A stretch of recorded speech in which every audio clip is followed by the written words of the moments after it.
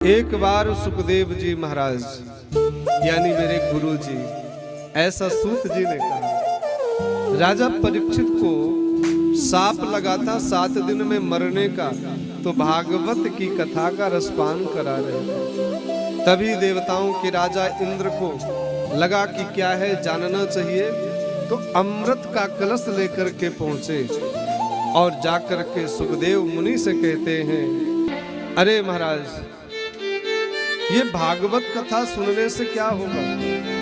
सुखदेव जी ने कहा, व्यक्ति मुक्त हो जाएगा, अमर नहीं होगा, मुक्त हो जाएगा। और बोले, आपके ने जो कलश लिया उसका क्या फल है? बोले, ये कलश अमृत कलश है, ये इसको पीने से व्यक्ति अमर हो जाता है। और बोले, कब तक अमर रहता है? बोले, अमर तब तक रहता है जब तक उसके पुण्य रहते हैं, तब तक स्वर्ग में रहता है।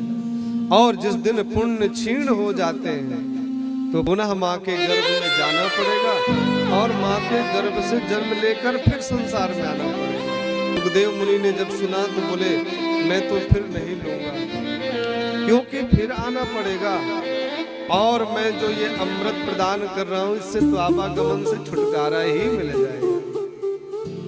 और मना कर दिया। राज इंद्र अपमानित हुए, ब्रह्मा जी के पास गए। ब्रह्मा जी ने समस्त साधनों को रखा एक तरफ तराजू में और दूसरी तरफ रखा श्रीमद् भागवत।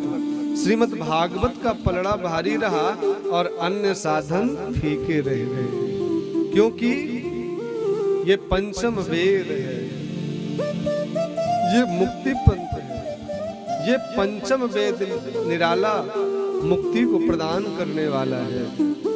जब समस्त ऋषियों ने, देवराज इंद्र ने देखा कि भागवत का पलड़ा भारी है, बाकी अन्य साधन फीके हैं, तो सब आश्चर्यचकित रह गए और भागवत की महत्ता बढ़ गई।